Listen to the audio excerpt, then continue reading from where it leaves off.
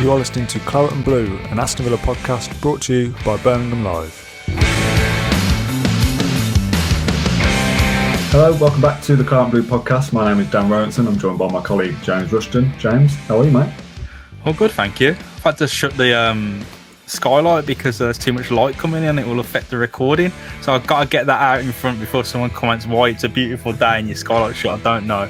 But you can't see me. Might be a benefit, I don't know. But is it a beautiful day, mate? I've got my blind shut for the same reason. It could be the middle of the night for all the viewers. Yeah, it doesn't matter what time of day it is. This could be coming out at any time. It's funny you mentioned comments. Perfect segue into this week's episode. We're doing a comments of the week, I think we're probably calling it, but I don't know whether we'll do this weekly. Probably not. Comments of the month, maybe, but kind of a comments catch up. You and me did an episode for the podcast feed a couple of weeks ago that we streamed live on an app called Stereo, where you would talk to each other like a phone call live and people can send you voice notes in. When you press play, you've got no control over what that person says, so people could come on and go, you're this, you're that, and you press play live to your broadcast. So we had a little talk and we said that's not really appropriate because fans of other clubs could find that and go, let's just abuse these guys, basically. And we're getting enough abuse in our own YouTube comments. So we wanted to have more fan interaction. We always say at the end of an episode, leave a comment on YouTube, leave an iTunes review, and I don't find the time to reply to them. And from this episode forward, I am going to find more time once a week to go through some comments and read them and favourite them and pin them to the top and all that kind of stuff that you do on YouTube and get involved with this community that we've built. We're doing this recorded. We can pull comments in that have already been written. We can improve what we want to talk about and what we don't. And there's some nonsense in here. There's some stupid things that I'm going to highlight. But there's no one going to come on and go, James Rushton is a... I've picked out my first one this week. And this was one of my favourites. And unfortunately, I've started with one I can't even show on screen. So I went back to screenshot it for this episode. And it had been deleted by whoever left it. So if whoever wrote this is out there, wants to kind of claim credit for it, maybe they thought it was offensive and they deleted it. Whereas I looked at it and laughed. So on today's podcast, we've got Chewbacca, Alan Hutton, and Libor Kozak analysing Villa's latest performance, which led me to jump on Photoshop and make this little number. Far too much time on my hands, to be honest. When you look at those, are they fair, do you think? Chewbacca, Alan Hutton, and Libor Kozak? I'll take Chewbacca. That's all right, isn't it? And Libor Kozak's not bad, is it? And he's a good-looking bloke, mate. Hutton's got, I think... If I'm not crazy, he's all right, isn't he? He's got like decent, like the cheekbones are there, yeah. I think they all look better than us, which is good. I always think it's a little bit weird when people start like going in on like personal appearance or the sound of your voice or something like that. But at this point, I'm kind of past it. People, if I look like Libor Kozak, because I've got a big nose and so be it, I don't care. Wasn't it Gareth Southgate you got as well? Yeah, again, it's just the nose thing, isn't it? I mean, some people say it's not even that big. Some people say, I mean, it is quite big if I turn to the side. Question from Stephen Giles. He says, would you sign Ross Barkley for 30 million in the summer? I think I'd rather have Edouard. It's a little bit like apples and oranges, isn't it? Just because you don't sign Barkley doesn't mean you have to sign Edouard. Different position, different players.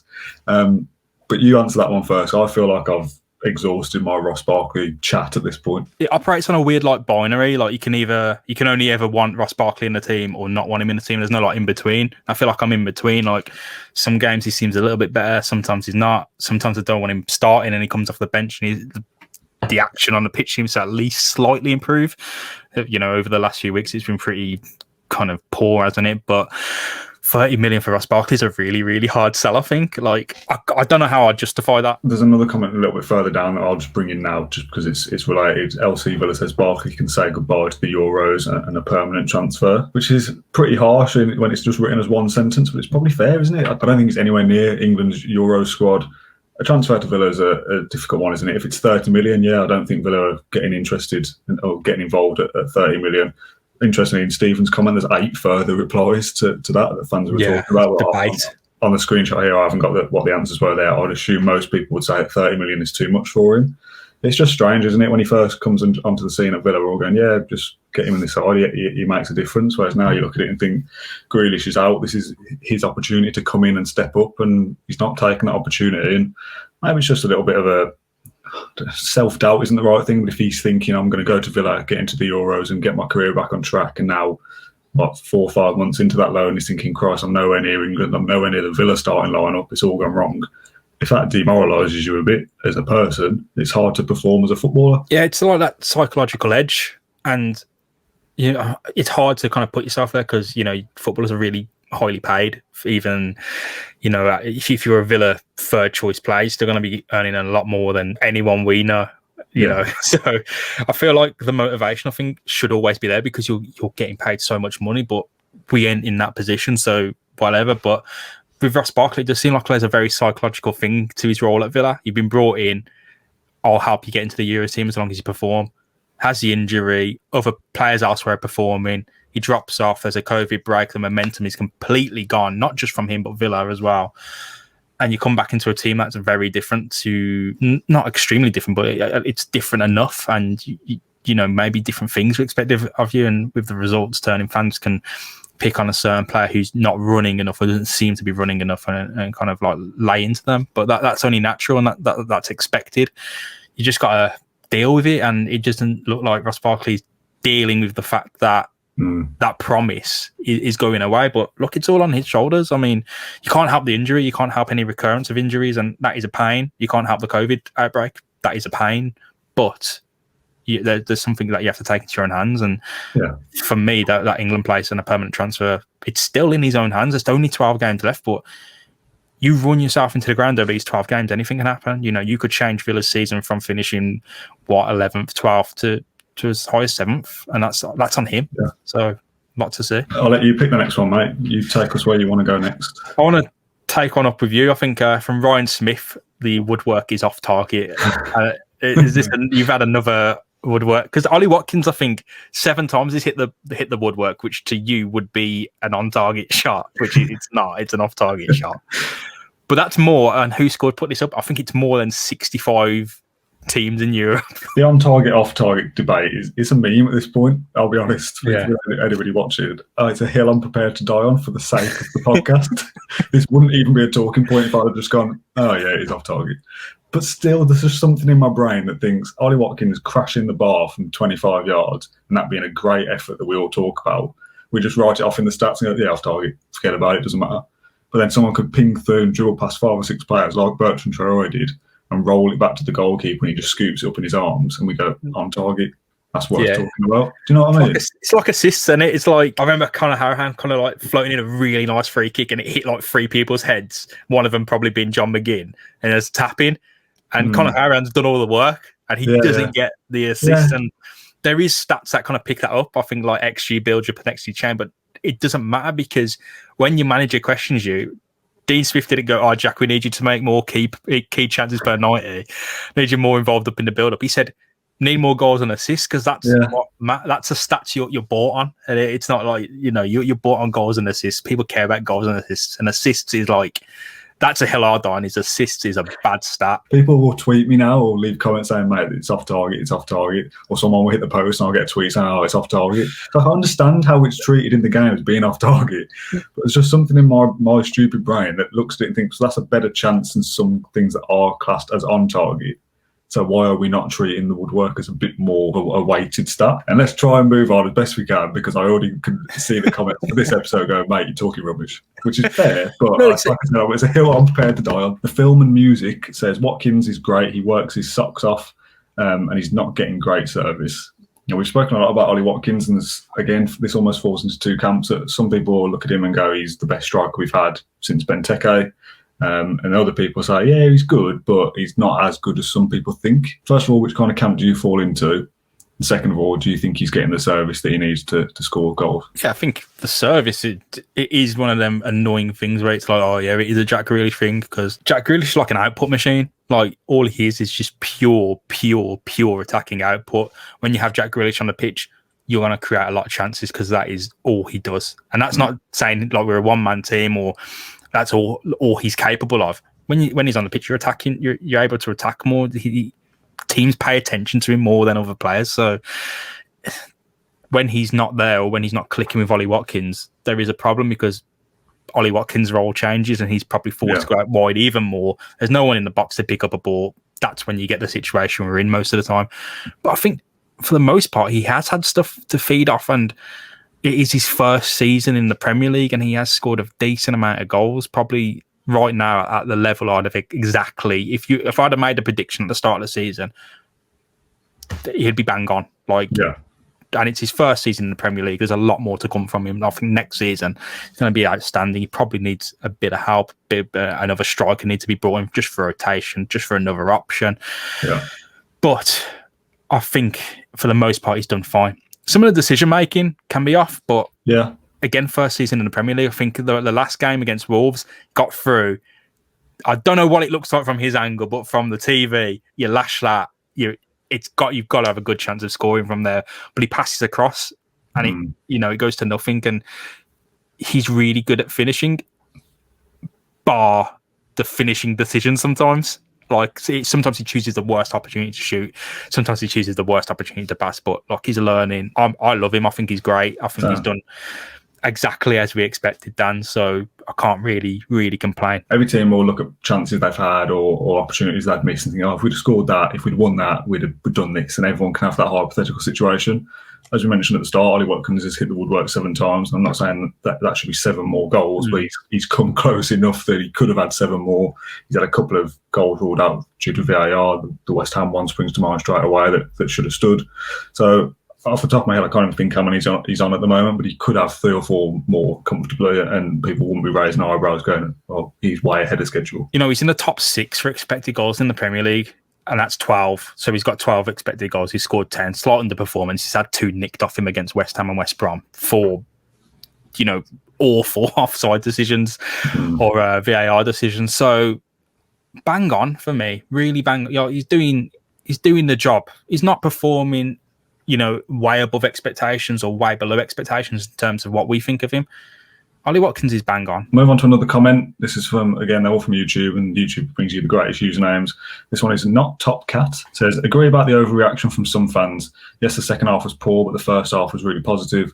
Wolves improved a lot in the second half, and we've lost some of the energy in the middle with Sanson off and Barkley on. Looking forward to seeing that midfield with Jack and Matty Cash back. We've talked a little bit about the midfield.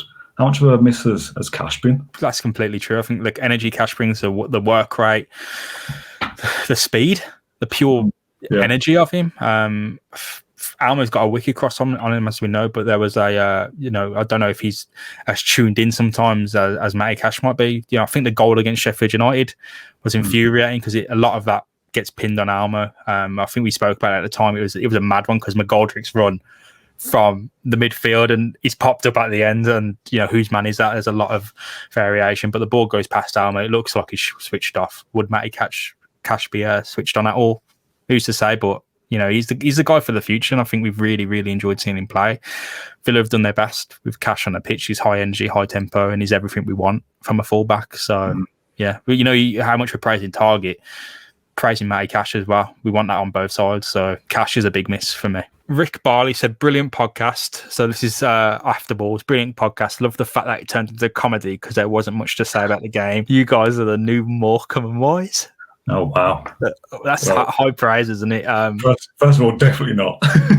It is fun. Like when I tuned in, like there is a part of me where thinks let's talk about the game and just get it over with. But also directly after the game is also a really bad time to speak about the game because you haven't processed anything. It's just all floating around in your head.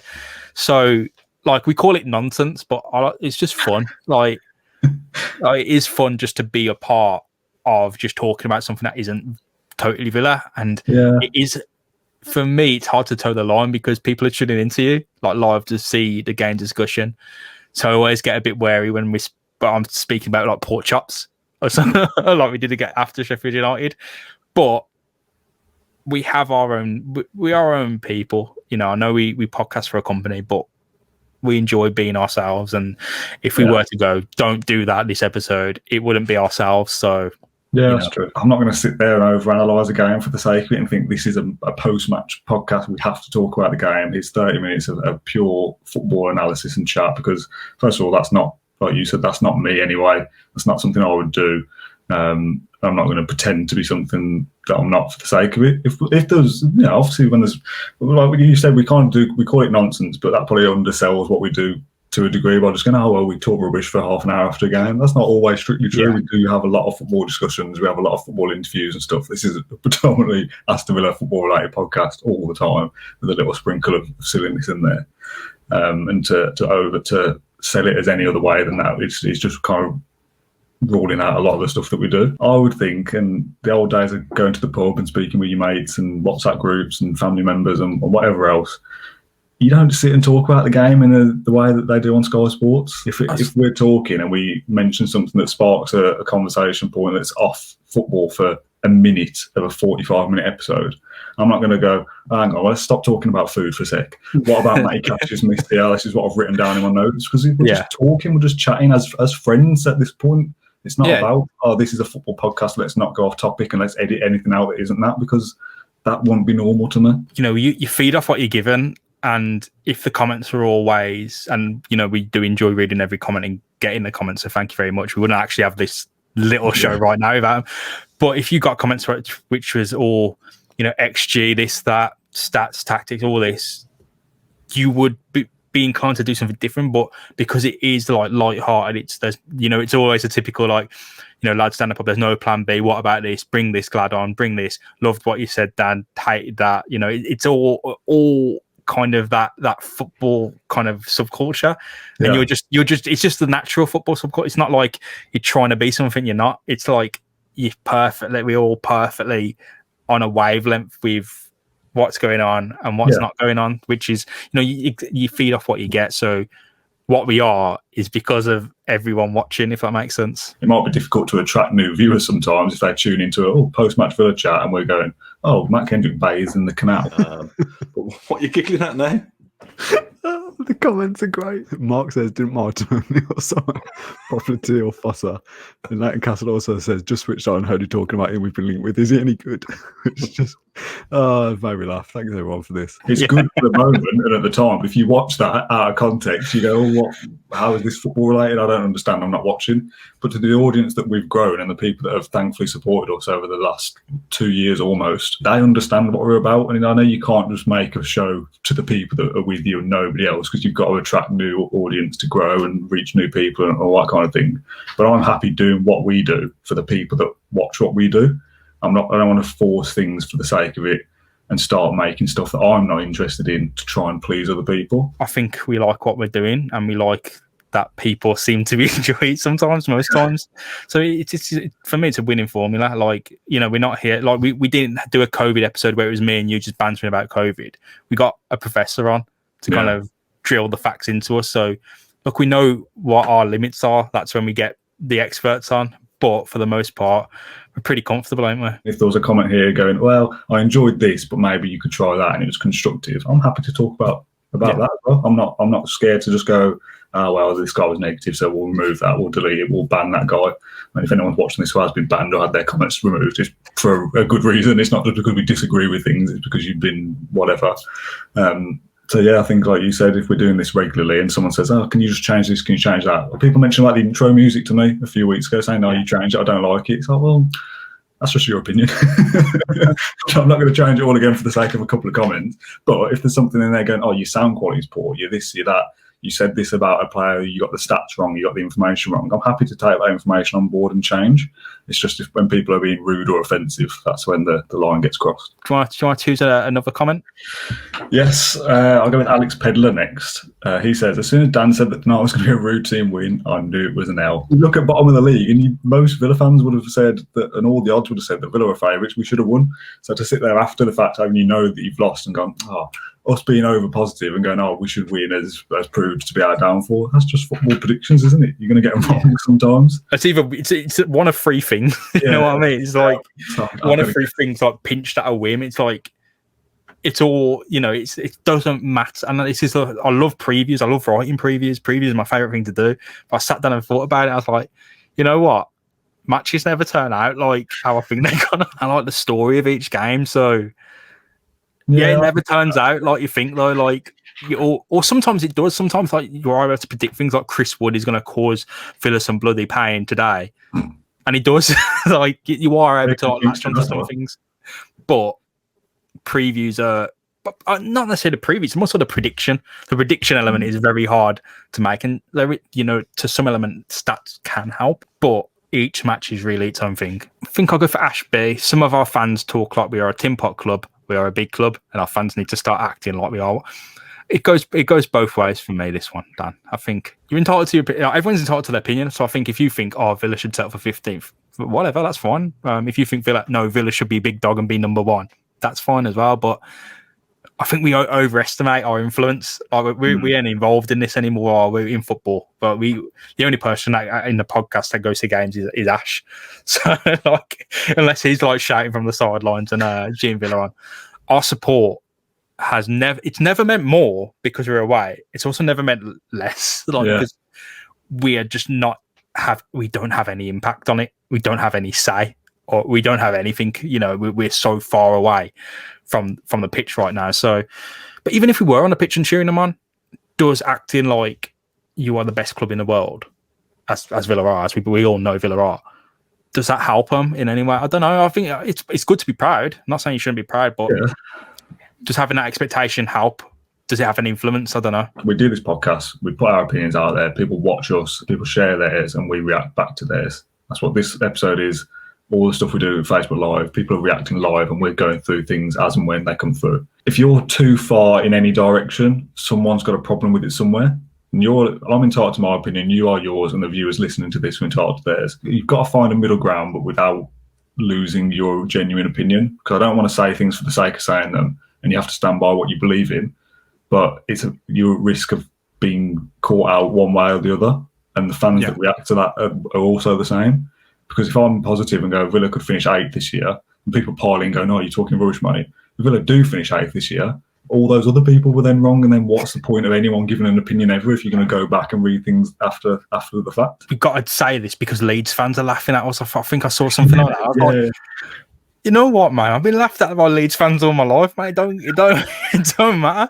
And they have the same people, and fan bases are kind of contained. They're in their own little almost takeaway containers. Are all separate, and they do the same things. It's all the same meal, so to say, but it's all separate and its own little bias bubble. So people are saying we're a one-man club. It's like, who cares? If your one man is Jack Grealish and he's literally one of the world's best players, who cares? That's an amazing thing. It's the nature of the beast, isn't it? We're in the business of giving our opinion. People are going to give theirs back. We're never going to agree on stuff because that's the way of the world, isn't it? We've all got our own opinions, and everyone's entitled to theirs. And there isn't really such thing as a right and wrong. Some people might think that Villa are a big club. Some people might think they're not a big club. Fine. It's very easy to say on a football thing, yes, you're right, no, you're wrong, and take offence at the fact that. Or, I'm guilty of being really defensive sometimes as well. But, it's just that, like you said, it's the nature of the beast. And, it's all cordial. I've had some pretty big disagreements with people. I've bumped into them in real life, and they're absolutely the soundest person you'll ever meet. And, don't stop shaking your hand and, always want to, talk your ear off. And it's what happens online doesn't matter in the real world. Yeah, my one kind of closing point on this is that I'm wary of people watching this back, is that people are going to maybe look at this, and this is also a problem that I'm even thinking about what people are going to say and how that's affecting what I'm saying now. But people are going to maybe look at it and go, these guys think they're self-important. They think their opinion is right because they're on the podcast, and we're just the ones leaving the comments that we're less important than they are. I want to stress the fact that is far from the truth as possible. Yeah.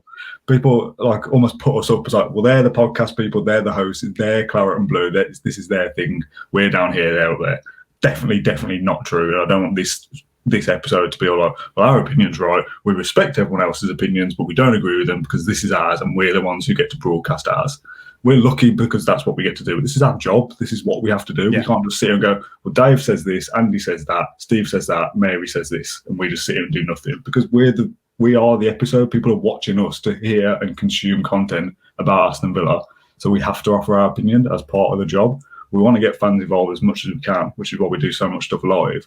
We can't just go, well, here's a microphone, you come on and speak about it, because then you get people do things like we did on the live one where they go, oh, so-and-so this, so-and-so that, and we get in trouble with it. So it's a fine line between sharing other fans' opinions and getting involved with it, but also not acting important and going, well, so-and-so says this, but he's wrong, let's all pile in on him, because that's not what this is about either. And I hope that people who watch this and understand what we do know that this isn't just look at us, everyone. We're so happy that we get to see and talk about our opinions, and we don't care about anyone else, because that isn't true. No. We wouldn't have done a comment show if we didn't think we just got to the point where you're like, we have to address these comments. We have to address the fact that people are talking at us. I'd love to reply back to them all, but I don't have time to do that. But yeah, it's just like, I don't want anyone to think as any we're condescending or self-important, and we have to kind of put our face here and speak at you, which is weird. Yeah. We don't get to speak to you unless we do something like this, which is I hope you found it a nice experience. But yeah, it has been a very positive one actually.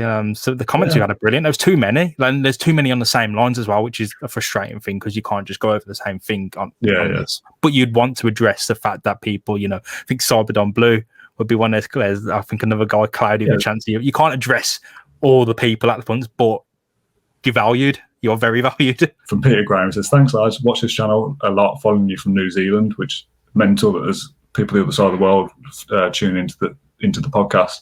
He says, love the Andy Gray interview. Is there any chance you can do one with Big Ron? And we did do one with Big Ron, but it wasn't a proper podcast. We filmed it in real life, which is mental. That was probably just over a year ago. That was in February time, I think, of 2020. Me and Ash went to meet him at his house, lovely house in Barnt Green, I think it was. Little dogs running around. Lovely bloke.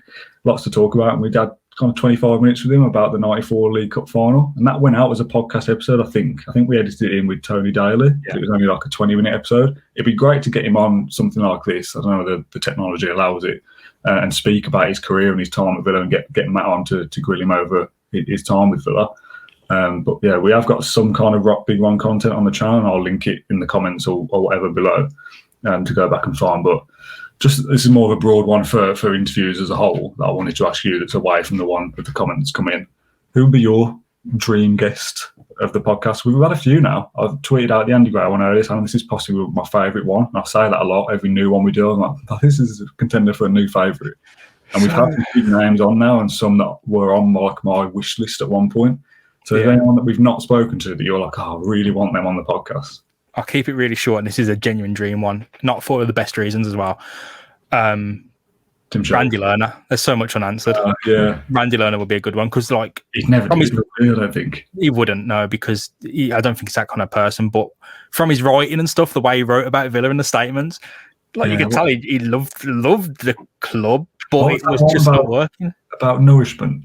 Yeah. Like he speaks about Villa in language that's like hard for me to even, as a fan, as someone who's born very close to the stadium, his family grew up like in Aston. I find it very hard to even reach that level of language. Like, I love Villa, but I couldn't speak about like the Battle of Bannockburn, and like romantically not. So there's an infection there, and I just wanted to get to the bottom of that. I'd love to get to the bottom of why, like the whole thing. Yeah. But it's never going to happen, Dan, and I've got to shoot off. Oh, okay. My one very quickly before you go. Martin O'Neill, for the same reasons. So much to say, would never do it. I'd love to get him and Matt on together because I know that they had disagreements and that'd just be funny for the podcast and to edit through. So many stories he'd have and so many things he could probably put right that fans don't know about, which would be very insightful as well. But again, never going to happen. But one I'd love to see. Do you want me to do a quick outro while you go off and do some proper work? Yeah. Is that all right? Yeah, sound mate. Right, I'm going to leave this bit as well. James Rushton departs from the podcast to go and do some proper work and leaves me on my own. But thank you to everyone who watched along this episode. I don't know whether it's called a comments of the week, comments of the month, comments catch up maybe. I don't know how often we'll do these, but we want to try and do them a little bit more regularly and get fans involved. As I said, since Project Restart, we've done Facebook Live episodes for every post-match show that we've done, and that allows people to get involved to a certain extent and share their opinions.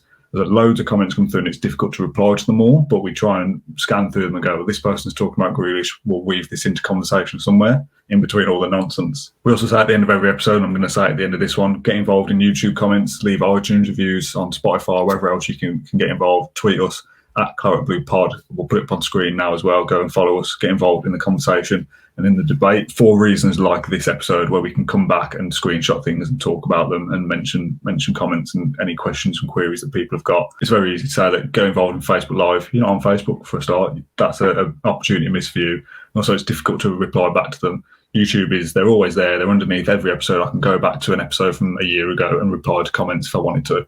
I'm going to try and find more time in my week to reply to comments because this is a little bit of a nice community feel now. We don't want to say to people, oh yeah, leave a comment, and we just ignore it. And we're just asking you to get involved for the sake of it, because there's no point. We read them all. I read every single comment that comes through, even the nasty ones.